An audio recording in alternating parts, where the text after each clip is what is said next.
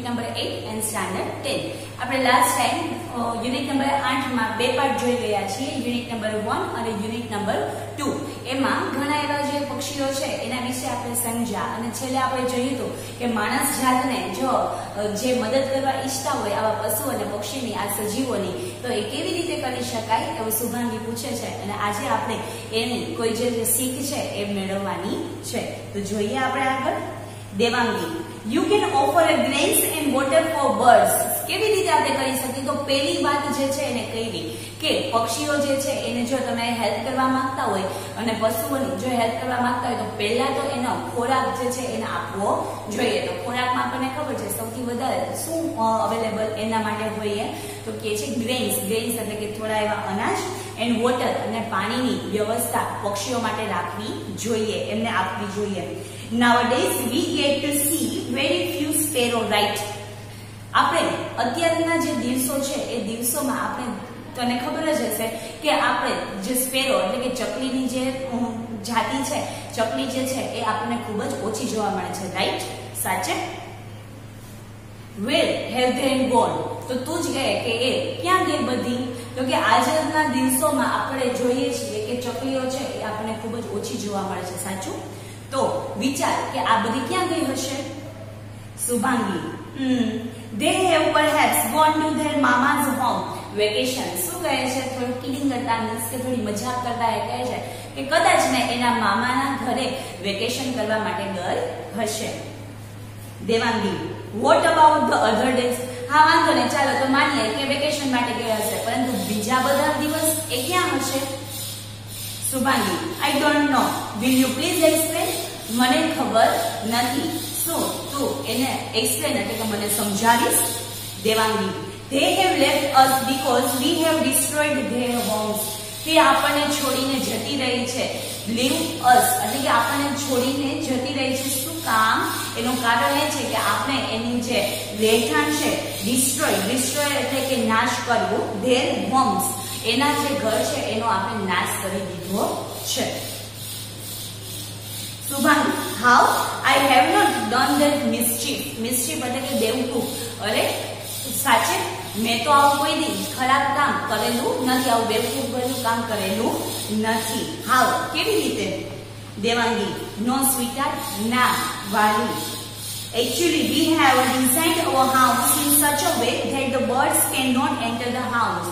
એનું મેઇન કારણ એ છે કે અત્યારના સમયમાં આપણે આપણું જે ઘર છે એની ઘરની ડિઝાઇન એવી રીતે કરેલી છે, મીન્સ કે ઘરનું બંધારણ એવું કરેલું છે કે જેથી કરીને આ જે બર્ડ્સ, આ જે પક્ષીઓ છે એ આપણા ઘરમાં આવી શકતા નથી. We do not allow them to nest in our premises. અને આપણે એને આપણા ઘરમાં માળો બનાવવા માટે પણ એને પ્રોપર એવી જગ્યા આપતા નથી કે આપણે ઈચ્છતા પણ નથી કે આપણા ઘરની અંદર આવીને ગમે ત્યાં જે છે એ માળો બનાવે. They feel safe living with us. એઓને શું છે એ આપણી સાથે કાળજીથી રહી શકે, કારણ કે આ બધા ચકલીને એ જે છે તો એને સૌથી વધારે તો આ બહારના જે આપણા વસ્તુઓ હોય, મીન્સ કે બકરી કૂતરો છે, ત્યારબાદ બિલાડી છે, તો આ બધાથી એને શું લાગતું હોય? ડર લાગતો હોય. એના કારણથી એ જો આપણા ઘરમાં રહે તો આપણા બધાની વચ્ચે આ કૂતરો કે બિલાડી જે છે એ એનો જે છે એને ખાઈ ન શકે, મીન્સ કે એને મારી શકે નહીં. એ અને એના બાળકો જે છે એ આપણી વચ્ચે હોય તો સેફ હોય એવી એ લોકોની, મીન્સ કે આ સ્પેરો છે એ ચકલીની મેન્ટાલિટી છે, પરંતુ આપણે એને આપણા ઘરમાં પ્રવેશવા દેતા નથી. એના કારણથી ક્યાં આવું રહેવું પડે તો કે બહાર. અને જો એ બહાર રહીએ તો એ બહાર જે એને કોની બીકું હોય છે તો કે આ કૂતરો જે છે, ત્યારબાદ બિલાડી છે, તો એ બધાને એવા પશુઓની એની ડર લાગે છે, જેથી કરીને એ બહાર સારી રીતે પોતે સાવચેતીથી રહી શકતા નથી. એટલે ક્યાં રહેવા ઈચ્છે છે તો કે પ્રોપર જે માણસ જાતિ છે, માણસ જાતિની વચ્ચે રહેવા માંગે છે, પરંતુ અત્યારના સમયમાં આપણે એને અલાઉ કરતા નથી, એને આપણે આ માટેની પરમિશન આપતા નથી, મીન્સ કે આપણે જે છે એને માળો બાંધવા દેતા નથી. We do not allow them to nest in our premises. They feel safe living with us. That's why we call them the house sparrow. આપણે ઘણીવાર એને કહીએ છીએ તો કે સૌથી વધારે ઘરનું નજીકનું જે પક્ષી હોય તો એ કયું છે તો કે ચકલી છે. એટલે આપણે એને શું કહીએ છીએ? હાઉસ સ્પેરો, એટલે કે ઘરની જ ચકલી કહીએ છીએ, પરંતુ શું કામ તો કે એ આપણી ઘરમાં રહે એટલા માટે હાઉસ સ્પેરો આપણે કહીએ છીએ, પરંતુ અત્યારના આ સમયમાં એ પોસિબલ નથી. Shubhangi, well I want them back and I am sure my friends will also help me. તો શુભાંગી આ વાત સાંભળીને કહે છે કે મારે આપણા ઘરમાં હું એને લાવીશ અને હું આ બાબત માટે, આ કાર્ય માટે મને ખાતરી છે કે મારા મિત્રો પણ આપણને મદદ કરશે. Devangi, okay, you can prepare sparrow nets with the help of cardboard boxes. હા, વાંધો નહીં. તો પહેલા તો તારે એને આપણા ઘરમાં બોલાવવા માટે, એના માટે એનું રહેઠાણ ક્રિએટ કરવું પડશે, મીન્સ કે બનાવવું પડશે. તો એને બનાવવા માટે શેનો ઉપયોગ કરતો કે કાર્ડબોર્ડ બોક્સીસ, મીન્સ કે પૂઠાના બોક્સ જે છે એનો માળા તરીકે તું બનાવ, જેથી કરીને એનું રહેઠાણ જે છે એ સેફ અને સાવચેત લાગે, તો એ આપણી જે છે રહેઠાણમાં એ રહેવા માટે આવે. તો આ વસ્તુથી આપણે બધા વાકેફ છીએ. ઘણી જગ્યાએ આવી રીતના પક્ષી માટેનો કોઈ સ્પેશિયલ ડે હોય કે ઘણીવાર કોઈ જે છે એ આવી પશુ અને પક્ષી માટે જ્યારે મદદ કરવા ઈચ્છતા હોય ત્યારે તમને શું આપે છે, તો આવા પક્ષીઓને લગતા ઘણીવાર ચણ માટેની જે વસ્તુઓ જે છે, મીન્સ કે એમાં ચણ ભરેલું હોય અને એવી ડીશ અને પ્લેટ જે છે એ તમને આપે છે. પછી આવા માળા જે છે એના ઘણા લોકો દાન કરતા હોય. આવું પૂઠાનું જે છે એ બોક્સ હોય છે, તો એ ઘણીવાર તમે આ વસ્તુને જોઈ જ હશે કે ચણ માટે, ત્યારબાદ માળો જે છે એ આ બધા જે છે ઘણા લોકો શું કરે છે તો તે દાન કરતા હોય છે કે જેથી કરીને લોકો આ માટે જાગૃત થાય અને જે પક્ષીઓ જે છે એને ઇઝીલી ખાવાનું અને પાણી જે છે મળતું નથી, તો જો લોકો ઘરે ઘરે આવી રીતના રાખે તો એમને સારી રીતે જમવાનું અને એનું પાણી મળી રહે, જેથી કરીને એ મૃત્યુ સુધી પહોંચે નહીં. એ મીન્સ કે આપણને ખબર છે કે ભૂખ જે છે એ જેવી આપણને હોય છે ને, ભૂખથી આપણે જ્યારે વ્યાકુળ થાય છે તો સેમ એવી જ રીતના આ પક્ષીઓ પણ વ્યાકુળ થાય છે. અને નોર્મલી ડેઝમાં તો વાંધો ન આવે, પરંતુ જ્યારે ઉનાળો ને એ હોય ત્યારે જો આ પક્ષીઓને ખોરાક અને પાણી પ્રોપર સમયે, પ્રોપર ટાઈમમાં આખો દિવસ એ જે છે એ ગમે ત્યાં શોધે અને છતાં પણ ન મળે તો એ ત્યાં શું થાય છે તો એનું મૃત્યુ પણ થઈ જાય છે. તો આવી રીતે આ બધી પ્રજાતિઓને જો આપણે યાદ કરવી ન પડે, પણ આપણે વચ્ચે એ રહે, એ જીવિત રહે, એના જે વંશજ છે એ આમ ચાલુ રહે, તો એ જો આપણે ઈચ્છતા હોય તો આપણે પણ આ પ્રત્યે એક આપણું પણ પગલું ભરવું જોઈએ. અને તમે પણ જે છે તમારાથી જેટલું બની શકે એવી રીતના પક્ષીઓ માટેનું ચણ અને એના માટે પાણી જે છે એ તમારા ઘર જે છે એ ત્યાં રાખજો, જેથી કરીને કોઈ પણ પક્ષી જે છે તો એ તમારા ઘરેથી પોતાનો ખોરાક અને પાણી જે છે એની શોધ તમારા ઘરે એ પૂરી કરી શકે. તો જોઈએ આગળ શું કહે છે તો કે એના માટે તું પૂઠાનો માળો બનાવ. Do not feed birds gentiles as they is very harmful to their stomach. એને ગાંઠિયાસ જે છે, do not feed birds ગાંઠિયાસ, it is very harmful to their stomach. ગાંઠિયા ઘણા વાર તમે જે છે એ કોઈ બર્ડ ને રીતના જોતા હોય, મીન્સ કે તમે આવી રીતના નાસ્તો કરતા હોય, તમે નોર્મલી જે છે એને પણ દેવા કરો અને એને પણ એવી કંઈ ખબર નથી કે એના માટે શું સારું છે શું ખરાબ, તો એ શું કરે છે ખાઈ જાય છે.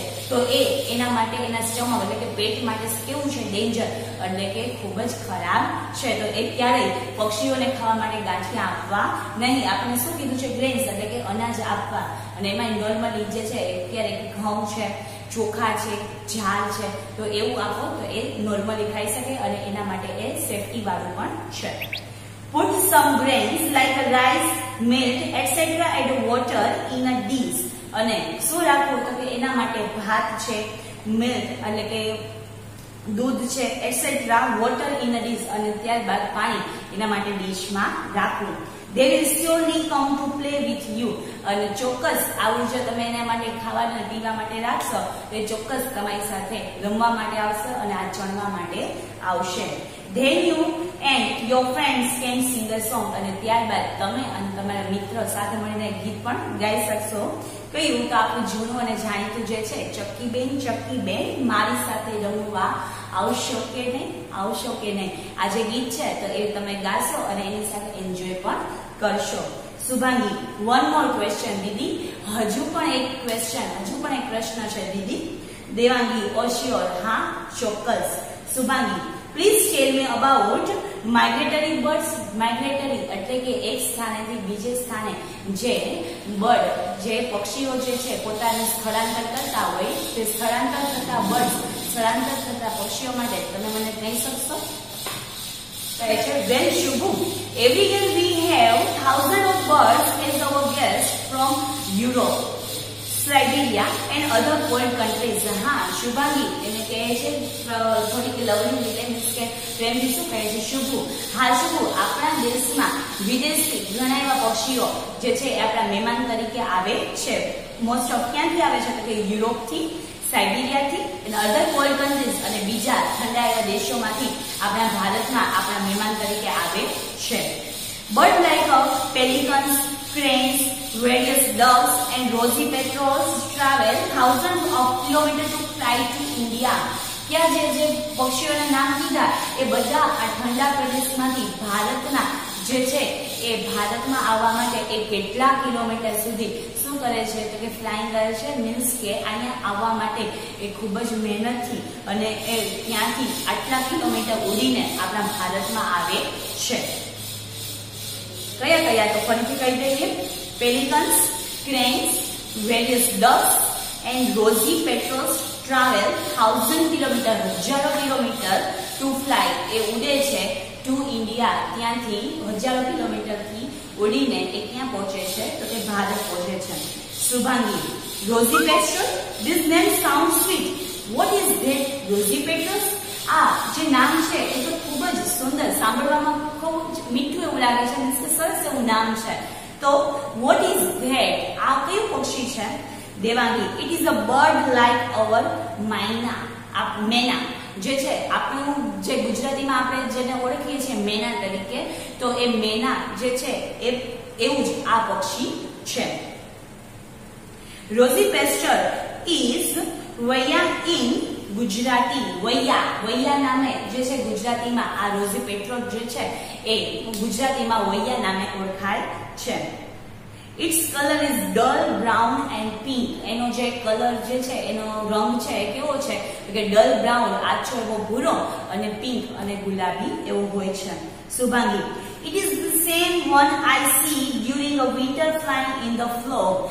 આજે તો એ કલર કીધો એ પક્ષી આ એવું લાગે છે કે જે વિન્ટરમાં એટલે કે શિયાળામાં હું એક સાથે જે છે ફ્લોક એટલે પક્ષીઓનું ટોળું એક સાથે ટોળામાં ઉડતા હોય એ પક્ષીઓને મેં જોયા છે. આ તું કે એ તો સેમ એના જેવા લાગે છે.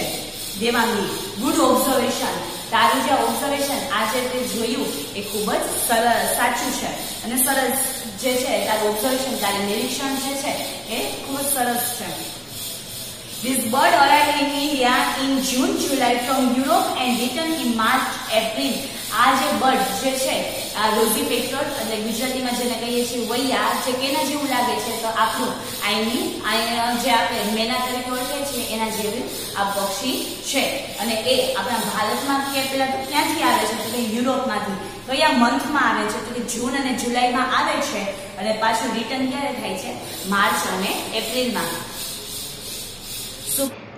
Shubhangi, how do they travel without any map?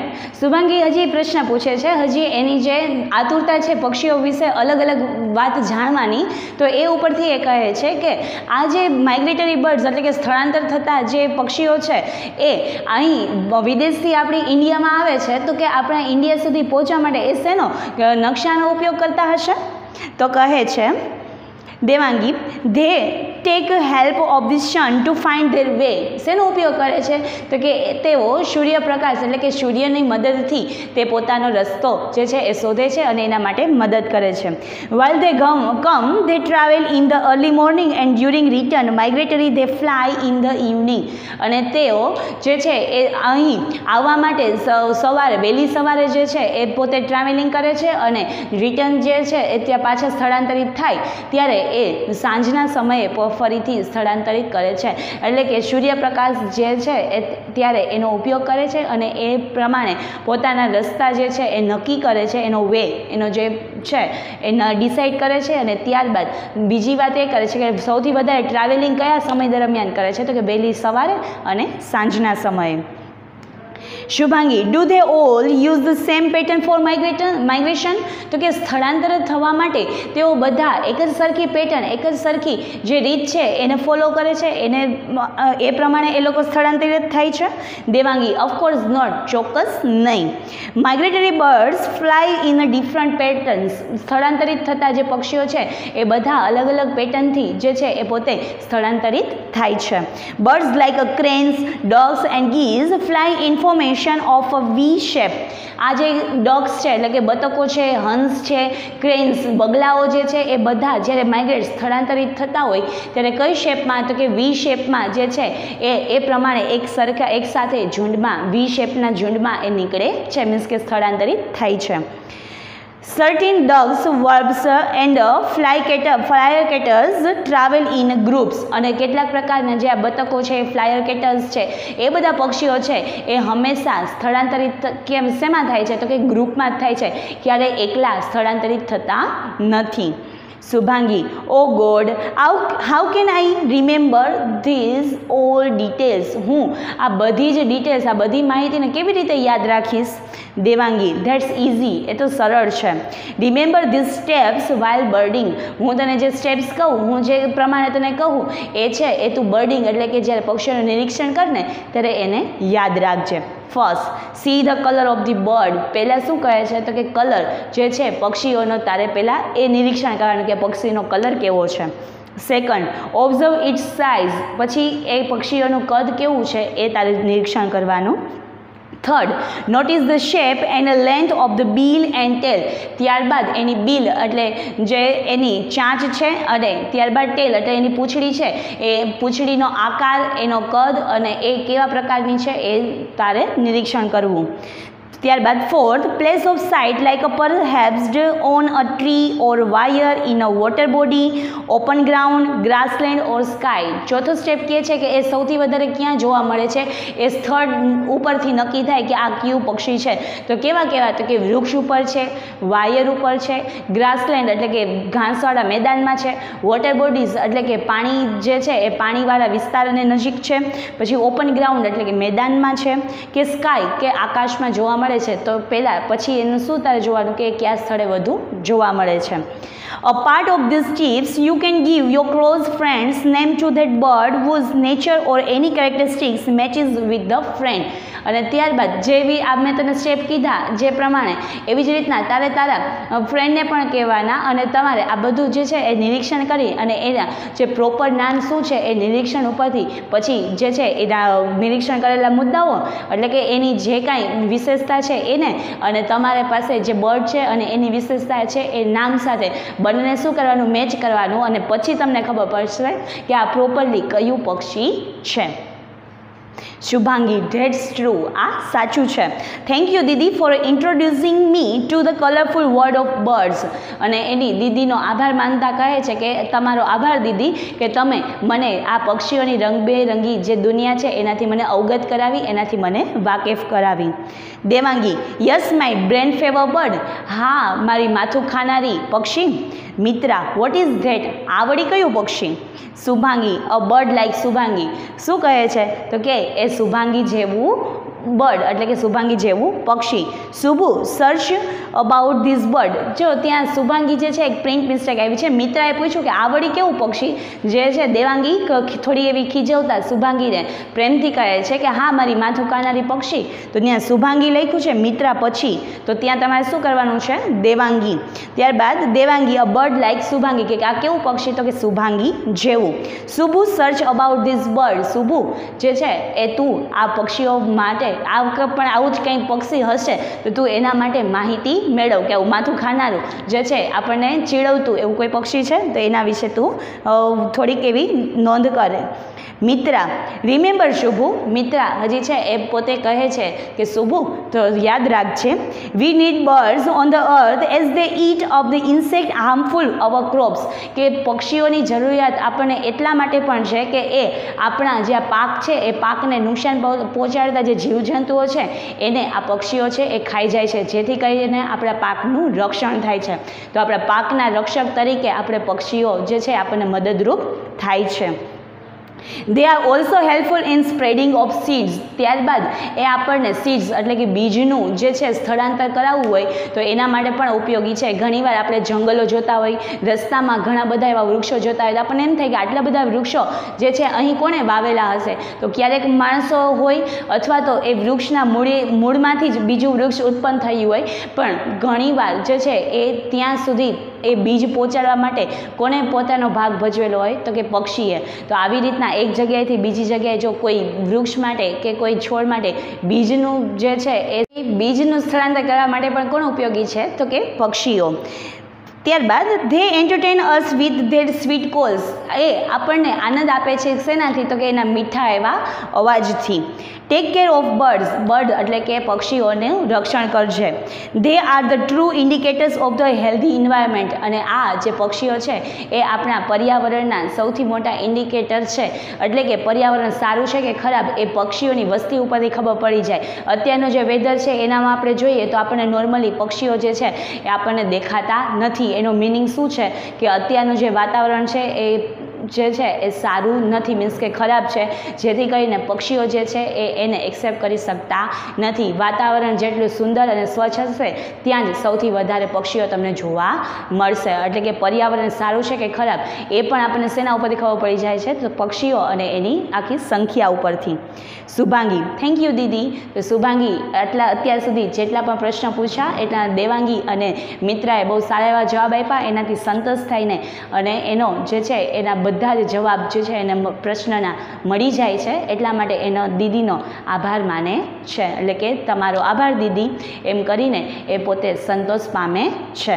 તો આ સાથે આપણને શુભાંગી, દેવાંગી અને મિત્રાના કન્વર્ઝેશનથી ઘણા બધા પક્ષીઓ વિશે આપણને ખબર પડી, એના માળા વિશે, એના કદ, એના રંગ, એની વિશેષતા વિશે આપણને ખબર પડી. અને એ ઉપરાંત પણ પક્ષીઓ આપણા માટે આપણે એનું રક્ષણ કરવું જોઈએ અને એ આપણને કેવી રીતે ઉપયોગી છે, સ્થળાંતરિત થતા પક્ષીઓ અને એની વિશેષતા શું છે એ બધાની આપણે બહુ સારી એવી માહિતી મળે. તો આ ઉપરથી આપણને પણ એક સારો એવો ઉદ્દેશ્ય એ લોકો તરફથી મળે છે કે આપણે શું કરવું જોઈએ તો કે આ પક્ષીઓ જે છે એનું રક્ષણ આપણે પણ જવાબદારી છે, તો એનું રક્ષણ આપણે કરવું જોઈએ. તો આ તરફ તમે પણ એક ડગલું ભરજો. આ સાથે આપણો જે યુનિટ છે એ કમ્પ્લીટ થાય છે. નેક્સ્ટ ટાઈમ આપણે મળશે યુનિટ નંબર 9 સાથે. તો યુનિટ નંબર 8માં કોઈ ક્વેરી હોય તો તમે મને જરૂર જણાવજો, જેથી કરીને એ સોલ્વ થઈ જાય. નેક્સ્ટ ટાઈમ મળીએ યુનિટ નંબર 9 સાથે. ત્યાં સુધી bye bye. Thank you and take care.